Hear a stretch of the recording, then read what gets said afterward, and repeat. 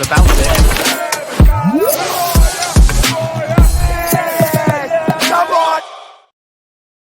Yes, people, what's happening? Welcome back to the channel. Welcome back to another video. First things first, guys, make sure you're smashing the like, subscribe if you're new around here, all of that good stuff. And as always, leave your thoughts in the comments. As you can see in today's video, I'm joined by my guy, Blue Lions TV. Bro, pleasure to have you. Great to catch up as always. How you doing? Thank you, bro. I'm just suffering out here in the heat like everyone else right now. And obviously, I'm glad that we're finally doing this. It's been a long time in the making, but I'm glad that every schedule now is aligned for this conversation to happen, man. Nah, bro, I appreciate your time as always. Yeah, today's video, guys, we're going to be talking about transfer market concerns. Should Chelsea be concerned? You know, what players are we actually going to get? Is it underwhelming, the players we're being linked with, considering we got the Champions League football? I mean, look, we got Liam Delap through the door early on, and I think that praise is due on that. There was a lot of interest from other teams in him, and, you know, we finished the season strongly, and I think that Champions League football plus the Man City connections and whatnot did help us out there. Yeah. But from that point onwards, bro, look at the names that we're linked with, the likes of Jamie Gittins, which still isn't done, Malik Fofana, Ekatike, Joao Pedro's, Mohamed Kudus's. Are you a little bit underwhelmed / disappointed with what we've seen so far? Because it's coming up to the end of June now, and there were briefings saying that Chelsea wanted the majority of the squad in place for the Club World Cup, and they wanted pretty much all the business done by the end of June. It's coming up to the end of June, and we've signed one player. I mean, I feel like I have to be very delicate with how I answer this, because I don't think the situation is too mad where it's like, you know, get the pitchforks out, start getting crazy. Let's do another protest tomorrow. You know what I mean? We're not at that level just yet. But equally at the same time, I think you can't be acting as if there are a few things that maybe aren't giving everyone that much confidence right now. Right? I think that's like a fair type of balance. I don't know why I'm doing this right now. But I don't know. I think for me, I've been thinking about this yet. And I just think that I'm not liking maybe the strategy, like the confidence behind it. You know, I cover these stories all the time. You know, maybe when you're like covering a lot of stories, a lot of times you might be more aware of certain patterns behind reports you're reading. You might like pick up on like a lot of the same things from a lot of reports. Like you might just have like maybe like a deeper understanding of it compared to just someone else where you got other things to run other than looking at football reports. I get that.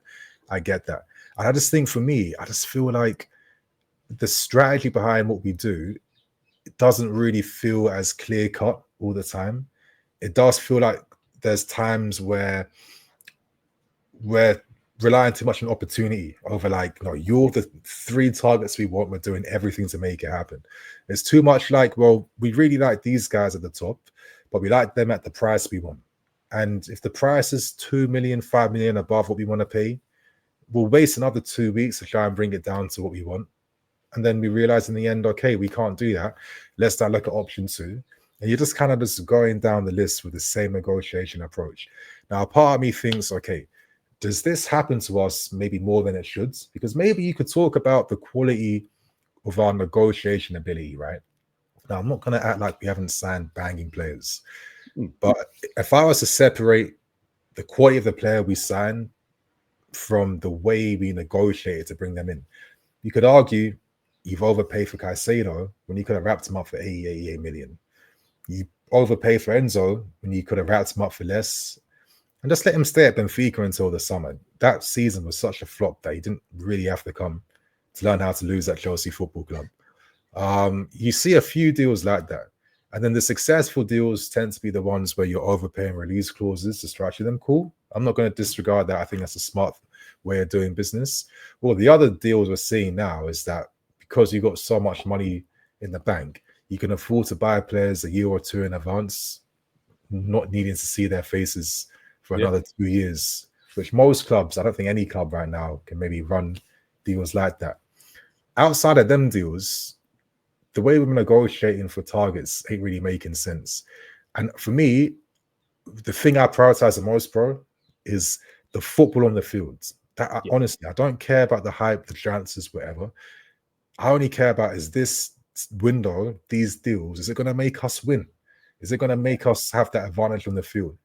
And I think to myself, bro, you know, you're playing against time in the summer. You got the Club World Cup. That's interfering with pre-seasons. Yeah. Maresca wants to go from Maresca 1.0 to Maresca 2.0 with the tactics. Give this guy some time, bro. Give this guy some time to actually formulate what plan 2.0 is going to be. Because if you're Maresca, I was thinking about this the other day. I'm thinking, okay, the club could bring in Kudus. They can bring in Rogers. They can bring in this guy. They can bring in that guy. Whatever guy they bring in, I'm going to need to find a way to make it work and to tweak it up. You're not doing me any favors when even me, myself, doesn't even know who this guy is going to be to start working on things right now. And I only think the time is of the essence, because when you're seeing your cities and your Liverpools and the rivals around us, bro, I keep saying it, anytime you win something every year, can you be better than your rivals? Because that's how you're going to win. That's what it comes down to. Like, Yeah. No, I'll be doing that right now. Yeah, bro, I think you're spot on. Like, you know? I don't follow other clubs' negotiations like step for step like I would with Chelsea, but I get the feeling from what you see on Twitter and just from the reports in general, you don't seem to get that with Man City. It's like first bid, rejected. All right, second bid, accepted. Then it's the medical, then it's deal done. It's, you know, you don't seem to get the same back and forth that you get with Chelsea in terms of, oh, we don't want to pay this. But then, as you said, we know that the price, right, is X amount. We only want to pay this amount. And yet we'll be having conversation after conversation after conversation, knowing these clubs are not going to reduce their price. You either pay it or you move on. You know the price is not being reduced after a day or two of conversations. You should be issuing an ultimatum. We're going to move on to a different target unless we can meet in the middle somewhere. You know, I think a lot of what we're trying to do is call clubs bluff, where we think we've got them in a strong position and we'll wait and wait and wait, and eventually they'll cave in. We tried to do that with Osimhen. We tried to do that with Meunier. They're not doing it. So we think we're holding all the cards, but actually we don't really. The same with Gittins, you know. We think we're doing all this groundwork. We're doing all these negotiations, right? Chelsea, we don't want to pay Club World Cup tax. You're going to pay more after the Club World Cup and not have the benefit of integrating the player than you offered before the Club World Cup. So as you say, the negotiations we're doing, it comes across as very amateur, and it doesn't come across as a top club that we should be negotiating like that. And I'm not saying just turn up to a negotiation, every deal, just pay what the club wants. But of course. But at some point, though, not in the city. But at some point, bro, you've got to, if you want a player that much and they're going to make that much difference to your team, unfortunately, the way the transfer market works, you're not going to get every single deal at the price that you want. Okay. And if that means you have to pay a bit more, but then you get the payment structures a bit more preferable for yourselves, then do it. Because ultimately, what I'm looking at, and I'm only interested in what's happening on the pitch and what's going to make us better on the pitch. And right now, I'm looking at players we're being linked with and business that we're potentially going to do. And I just look at it and I think, are we actually signing any players that make us better? Yes, the lap makes us better. Gittins goes in and we need a left winger. But Gittins really, if we're being brutally honest, right now, he should be a rotation level player. And the same with a Malik Fofana. I know the left wing market's not great, but all the names we're being linked with, we need to improve the starting 11 like quite a bit in key areas. And the positions we're targeting, I'm sorry, I just think it's underwhelming. And those players that are going to come in are not really of the required standard right now. They could be, but too many of our players are these guys. They could be good in a few years. We don't need any more of them. Exactly. And it feels like as long as they could be player traded in the future, but you're not really taking much of a hit financially onto them, it's like worth the gamble of buying a player at that age range for that price, because you know, if it works out or if it doesn't, the books aren't going to get hit by that. But again, for me, it comes back to the priority of the field then, because that's all well and good. But then the thing is, you know, you are kind of not maximizing the time you have to improve what you have right now. You know what I mean? If you're going to go through this conveyor belt of, you know, for the last 3 years consecutively, but new additions on the flanks time and time and time again, some guys bounce, new guys come in. But the new guys coming in aren't better than the old guys that left. I think we saw this trend where, listen, I think hindsight, we can admit our L's, but when we thought the Hudson-Odois and Pulisic had to go, maybe there's a bit more shelf life in those guys at the time, because the ones that replaced them haven't necessarily outperform them in any season where it's like, wow, even though I like them all, I don't think if we're being objective, you could say like a Neto, Noni, Mudryk, or Kore have shown us a level that is higher than what we saw before. So this is where I get a bit frustrated. Even touching upon the Gittins thing you're saying. I mean, listen, you've been negotiating for this guy since January, right? You tried to get him in Jan, didn't work. You hope to get him before the Club World Cup. The final offer, I mean, I think the way we negotiated this wasn't the one, bro. Like, it was 30 mil to kick things off. That's so low. And then like 2 days later, before, 2 days 50 later, million euros. 50, it was, some reports are saying, like 30 mil, 20 mil, 25 mil add-ons. And now Dortmund have increased their fee now to 65 and add-ons now. You know what I mean? Now, the issue you've done is that you've given Bayern Munich some time now to try and make something happen. They're not going to flap around with the money because they're desperate for a left winger. They ain't got no options. The only thing we have in our favor is that Gittins wants us agreed terms, but he hasn't had those conversations with Bayern yet.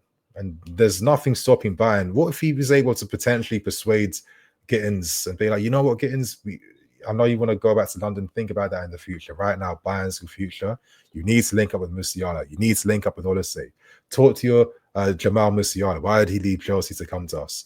Look at Hudson-Odoi. Do you think he would be in a better place right now if he came to us and didn't remain? Like, listen, I'm not saying this is guaranteed to be the talks they have. What I'm trying to communicate is that I'm not arrogant enough to believe that everything is a set in stone in our favor, as if the world just works only for us. And this is the thing, bro. Like, when you waste so much time, you allow other clubs to come to the table and potentially miss out on the deal. Look what happened with Caicedo. Like, we messed about for so long. Liverpool come in with a bid. It got accepted. The only reason Caicedo signed for us is because he was a man of his word. Like, and someone else who perhaps isn't like that would have just gone to Liverpool and thought, you know what, F this. These guys are taking the piss. They're taking so long. I'm going to go somewhere else. What if Gittins says, you know what is taking Chelsea so long to strike this deal?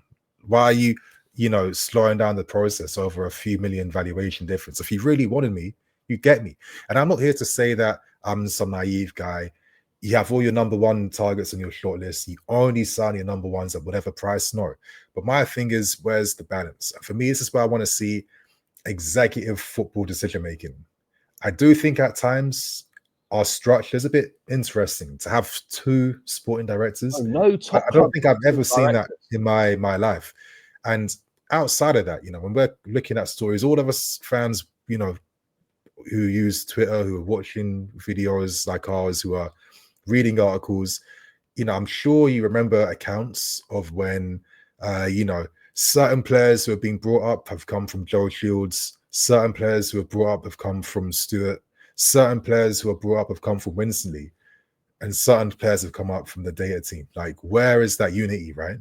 And it makes me think, is it this structure that creates this delay at times, or conflicting thoughts or conflicting negotiations?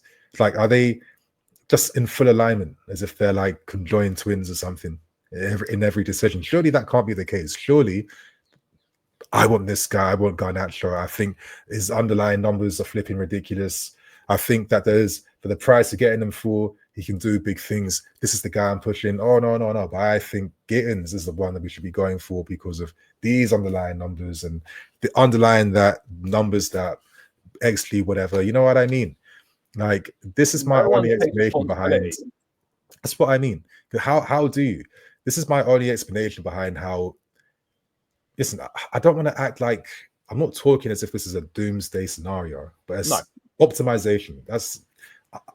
I just want to see Chelsea Football Club fully optimized. If you're asking my main maybe insecurity, pro, it's been the fact that over the years, I thought back when I was a younger fan, after that era of your Lampards and everything like that, this is the time where we're going to push on to be that club alongside Madrid's, Bayern, Barca. Instead, we've seen City kind of take that dream from our hands and kind of become that club. Yes, we still have a lot of clout in this game. The CLs that we've picked up, European competitions, we won everything in Europe can offer. Of course, we have that. But irrespective of that, we've spent billions on transfers. Yes, you can talk about net spends. regardless, we've spent billions on players over the last 10, 15 years, right? And you would just think that we should have more to show from it.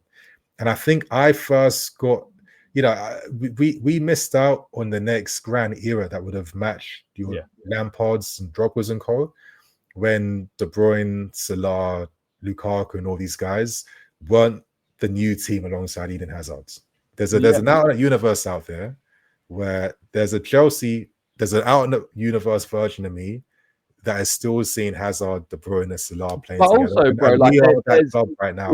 But there's also like a parallel universe in more recent times where if things have gone a little bit differently, Chelsea's front three could have been Michael Elise, Rafinha, and Victor Osimhen. Like it could have been. So I know you're not going to get your first choice targets, and when a player wants Barcelona over you, there's not much you can do about it. But just to end my point, I wanted to just say, for me, what has always held us back is optimization. Executive decision making. When to make the right move to move a certain player out to implement this one, because we've seen clubs do that to great degrees. Madrid's know when to phase out players. Barca's know when to do that. These clubs know when to.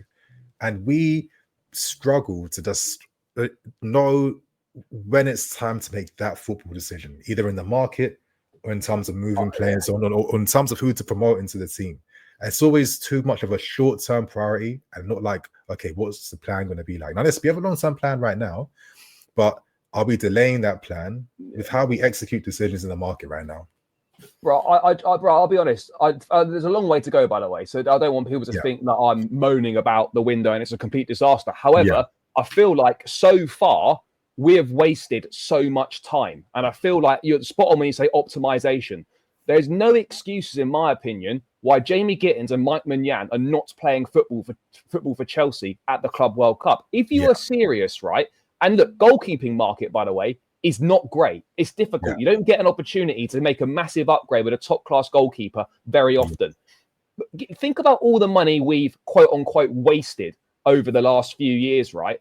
But then you're drawing the line at not wanting to pay 4 million quid, 5 million quid more for a massive upgrade in goal. You're short in the wide areas. You've got 3 wingers at the Club World Cup. Tyreek George, a young kid who's not really ready. You've got an inconsistent Madueke, and you've got Pedro Neto, who's come into a bit of form. And you didn't even negotiate for Sancho to at least leave off in the Club World Cup. No, exactly. He didn't even do that. So I look at it, I just think we've wasted a lot of time. I just think if you were a serious football club, I just feel that Maignan and Gittins would be with us right now. If this is a Man City, a Real Madrid or whatever, those 2 players are playing for them at the Club World Cup. And that's my worry, is that we're not ruthless enough when it comes to the transfer market. Like our negotiating skills, I think we've been exposed on a number of deals, and in a number of negotiations, we are getting exposed because it goes back to that time wasting. We spent all this time on Gittins. If you just end up paying the original price anyway, what was the point in all them negotiations in the first place? You could be paying more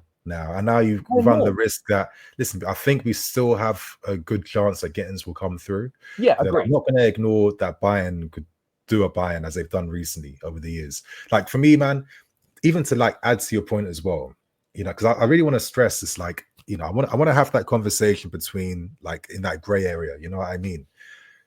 I look at like targets. And I think to myself sometimes, maybe if you're a City fan, okay, we need to reinforce out wides here, there. I don't know if it's the same thing for us, because like, you're looking at Joao Pedro as one moment, then Kudus is, and then maybe certain profiles like Fofana's and Gittins were like more wide guys. And striker talks, we got the lap. I think at the time, if you told us like 3 months ago that we would sign another striker on top of maybe bringing in the lap, I think all of us would have been surprised to hear that news back then. But now it seems like there's a possibility because, somehow we could maybe move on Nico Jackson if the offer's really good for him and bring in someone else. It just feels like this never-ending assess the market, assess the best opportunities. But like, is that always the way to go? Like, if we maybe, we paid 5 million extra for Maignan and 5 million extra, 10 million extra for Gittins. We don't want to, but these are players we like, we want.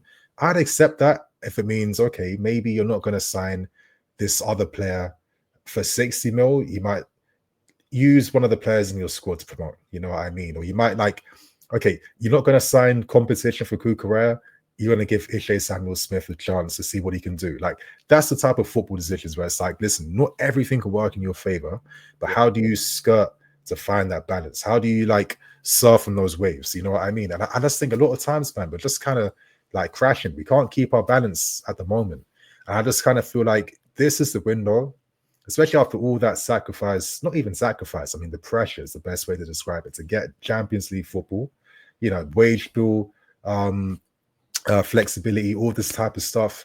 Like, we all felt like we had to get CL. Maresca even changed his tune near the end of last season. He knew how important it was. Yeah, it just doesn't feel like what we're doing reflects that. It felt like it would have been the same irrespective of whether we had CL or not. And that's the thing, bro. Like, I get it. You know, it's difficult. The market is what it is. A lot of top teams are looking at the same players in the same positions, but I think maybe naively we felt that actually things might change with this Champions League football, with that extra money. But as you point out, we could have got Delap probably without Champions League football. We could have got Gittins, I feel, without Champions League football. You can get Malik Fofanas without Champions League football. Like, all the names that we're being linked with, I feel like we could have got those guys without Champions League football. And all the names we're being linked with as well, you look at them and you think, are Chelsea going to be equipped to take on Champions League football by adding Liam Delap, Jamie Gittins, and maybe Jarrell Hato as an example? And I look at that and I just think, okay, the squad's a bit better because you've got more options, but have you actually improved the quality of the starting 11? I just think the top level with the players we're linked with right now, there's a long way to go still. I just feel there's a few small concerns where I'm like, there's an opportunity here to really steal a march on people, you know, and the team that kind of rebuilds the best this summer could very well find themselves in a title race. You look at Liverpool going out and smashing it, City going out and doing business, Newcastle will spend money this summer. And you sort of look at us and it feels like we're sort of, with the business we're doing at the moment, we're at best taking a sideways step, but at worst, we're kind of just standing still. Yeah, that's what I mean. And it's just like, it doesn't communicate much confidence behind. Like, it feels like the strategy is fluid. Maybe it's more fluid than it has to be at times. I don't think none of us expected a window where 5 or 6 guys were needed. But then you have to think, well, what, 12 guys could leave us at any point? Nkunku, Dewsbury Halls, Madueke's now, Nico's, you know, like, we were very transparent in terms of what's happening with the club, right? Like, maybe us fans know too much about what's happening at times, more than we should. You know what I mean? Maybe that's just a modern age in terms of information and internet. So be it. But I just feel like I just want to feel some confidence that there is unity with the football decisions being prioritized. Yeah, I agree with what you're saying. We need to see maybe 1 or 2 needle movers. Even one needle mover is going to do a lot better for improving us compared to having none. Instead of just having squad names that maybe could be those guys in 2-3 years, but if they're not showing superb progress in 12 to 18 months, they'll be phased out for the next guy to replace them, to repeat the cycle. Like, I don't know. I just feel like, again, we could be looking back end of the transfer window. I don't know. Rodrigo, Kudus has come, whatever. And, you know what I mean? I'll be more than happy. And then it'll be like, okay, maybe going into the future, have a bit more of an optimism around the structure of the club, how we're being run. But at the moment, then, if that future does happen, I hope so. But I can only judge what I'm seeing right now. And it seems like things are quite bumpy. Now, I don't know. Actually, maybe I don't get it. I'm not hold my hands up, man. I'm just an armchair fan. I'm just a YouTuber. I'm not an expert. I'm not nothing. Yeah. Maybe those directors think, or maybe from their perspective, listen, you don't want to like show your hand too early. If you want those marquee guys, maybe you wait until after the Club World Cup. And, like, are you guaranteed to pay like a Club World Cup tax or not? I don't know. I think the Club World Cup. I don't think City did. Made up. I don't know. I don't know. It just feels like it's made up. But no, bro, I agree. There are some concerns creeping in. As you say, we could look back on this. We could do a madness over the next month, and a lot of these concerns would then be redundant. We'd both, and all Chelsea fans, would love nothing more than that. But all we can judge right now is what we're seeing. And there are definitely concerns there, bro, in terms of our negotiating and whatnot. And we just got to hope that those things change. We're a bit more effective in terms of how we are doing these deals. It feels like, you know, a lot of them we've just been wasting days and days and days when we could be a lot more concise with what we're doing. But hey, you know, we're not sat at a table. People like to tell me, why don't you go and negotiate these deals? I'll go and put your own money in. They're like, whatever. But yeah, look, there are concerns. But I mean, look, bro, we could talk about this all day. But yeah, well, I think a good point to round out, mate. Thank you so much for your time, as always. It's greatly appreciated. People should know where you're at, but if they don't, let them know. Yeah, if you guys want to hear more of my rants and my moaning, I'm joking. Obviously, find me on Blue Lines TV and follow me on Twitter, NiniFC. Yeah, guys, make sure you check all that out. Channel will be tagged in the title. Go and subscribe, show some love. And yeah, as always, smash the like, subscribe, and we'll catch you again in another one soon.